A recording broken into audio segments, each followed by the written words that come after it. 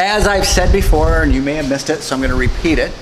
This project started out as a restoration, not a resto mod. Restoration modification. It started as a true restoration. Well, Joe has taken it and given us a couple of very strong curveballs. First curveball, as you've all seen, is the LS motor up front, because yes, that's very close to the original engine because they both made by Chevy. That's it. The transmission, which was a 4-speed manual in this, or a 2-speed automatic, is now a, I don't know if it's a 3-speed with overdrive or a 4-speed, 5-speed with overdrive. It's a 4L80, so it's a 4-speed with overdrive, which again is very similar because they're both transmissions. The rear end is now a near bulletproof Ford 9-inch rear end, which is very similar because it's a straight axle. But anyway, you get my drift. It has made some changes. The biggest change that all of the small changes have made is we have two computers that we need to hide. We have the computer for the engine that is going to be hidden. We have the computer for the transmission, which needs to be hidden. We have a fuse box for the computer, or for the engine standalone wire harness alone, and then we have our regular fuse box. So we went from one 7-panel fuse box that was stock to a 12 or 16, to the engine I think has 8 or 9, the transmission has 2, and then 2 brains. So we've loaded this up. Now, talked to Joe yesterday and talked to him about a center console, and he agreed that would be a good thing to do. We're going to hide everything under here, but we have to have access to the computers that are under there. So that's what Jeff is in the middle of. I like what he's done. Simple, but yet does the project. And we're thinking about having this have a piano hinge across the front, so this can just raise up. Now, you'll have 2 cup holders, which I think I have 2 cup holders over there, extra. 2 cup holders, and the fuses will be directly below those, the fuse box. So, if a fuse blows, you will be able to take out the cup holder and you'll be able to see what's going on in there. But if you can't, take that off, you have the access that you need. So this is going to be just as much functional to hide things as it will be as simple center console with cup holders. So that is his next project to make. We do have a couple things that we have to change around with allowing the AC to come in. We have a Dakota digital gauge. The steering column in, painted, assembled. We did already check the steering wheel. Joe wanted to keep the original looking steering wheel in here, and it's big. I mean, it's 16 inches across, and at full tilt it does clear the dash, which is great.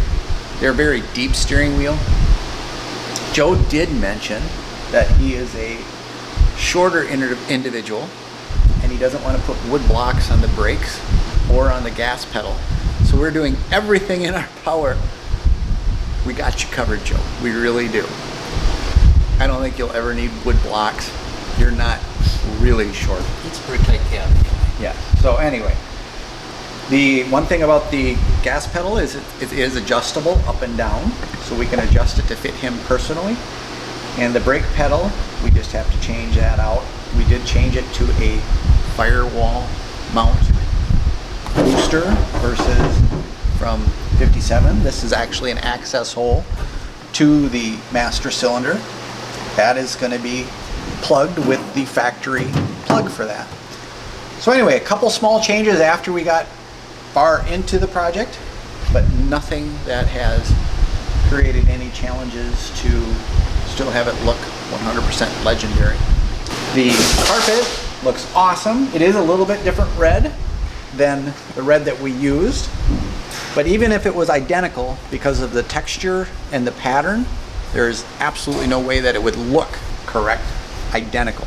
So I think it's going to be good. That's factory red? This is the factory red that it came with. This is called True Red, which is a paint color. It, just as it says, it is a true red paint versus leaning towards the orange or leaning towards the browns or the maroons. So that is why we used it. Joe wanted a true red, and that's what we got. So it's gonna look awesome. The center console, we'll figure out what we're gonna cover it in.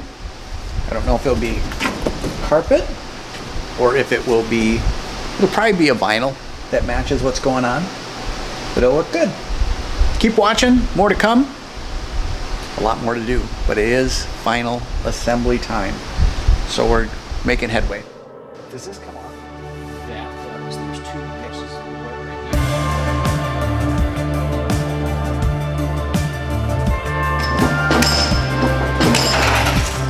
Just keep your fingers away from it. Nice.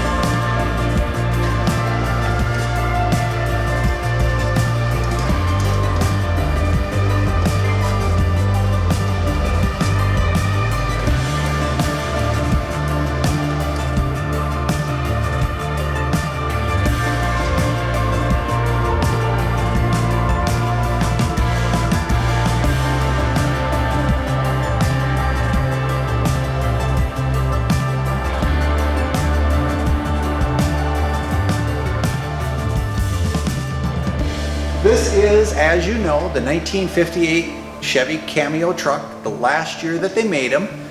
If you're just tuning in, go back to the beginning to see how this bad boy showed up, and you can watch the episodes to where it is today. But as you can see, we have the truck oak bed in.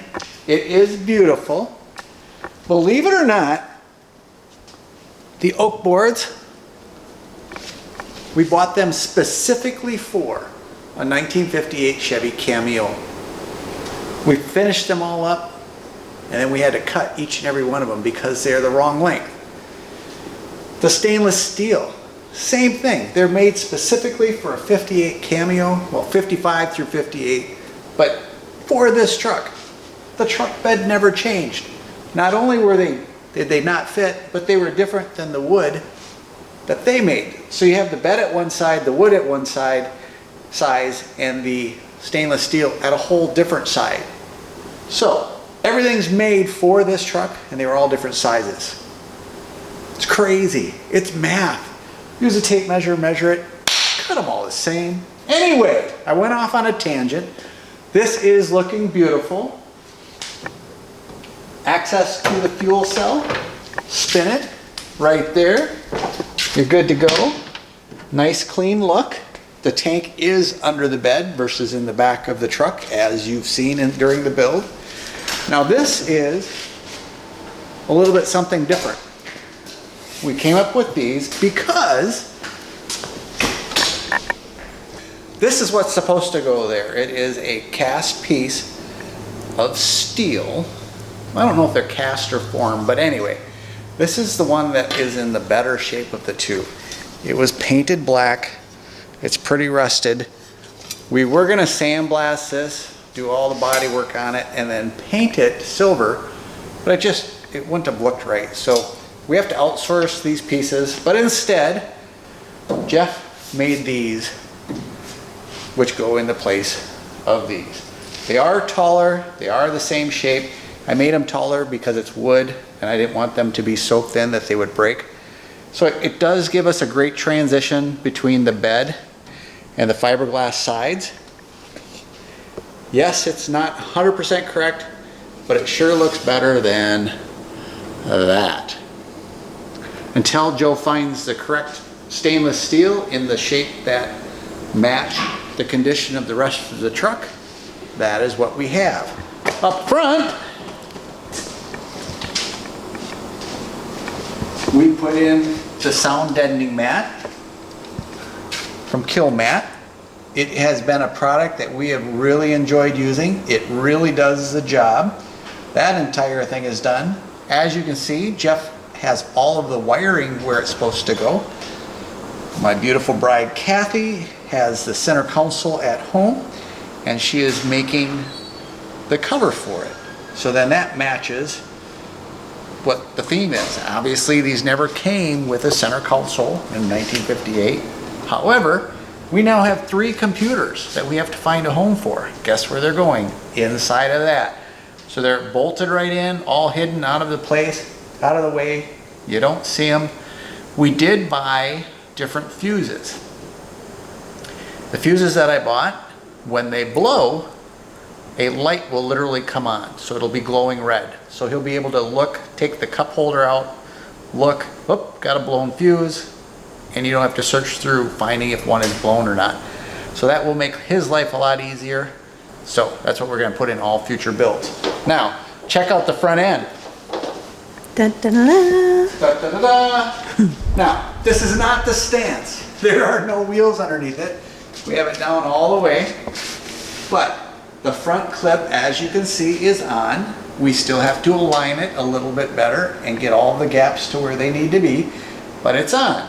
Wiring up front, headlights are wired in, blinkers are wired in. As you can see, we did make a change. The intake manifold looked a little too plasticky for this one, and this has all sorts of room. A vacuum port on the other one broke, so we had to buy a new intake manifold anyway. So I took the money, instead of buying another plastic intake manifold, I bought this aluminum one. It looks better. It's not old school, but it definitely looks better, much better than the plastic one in this 55 Chevy truck. Blueprint engines, amazing. The 81 Camaro fired up right off the bat.